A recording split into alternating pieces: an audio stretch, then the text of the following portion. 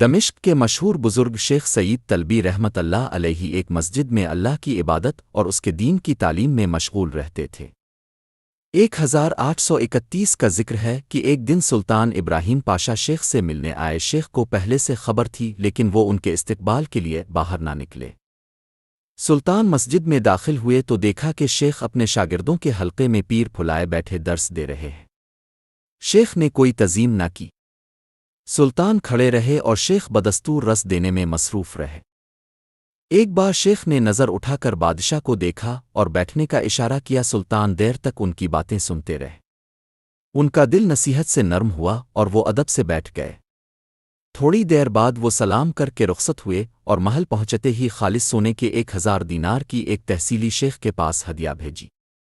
قاصد نے آ کر شیخ سے بادشاہ کا سلام عرض کیا اور تحصیلی سامنے رکھ دی۔ شیخ مسکرائے اور تھیلی واپس کرتے ہوئے فرمایا، بادشاہ کو میر اسلام عرض کرنا اور کہنا، جو پیر پھیلاتا ہے وہ ہاتھ نہیں پھیلاتا۔ قاصد نے آ کر ایسے ہی بادشاہ کو بتایا۔ بادشاہ یہ جواب سن کر ان کا اور گرویدہ ہو گیا۔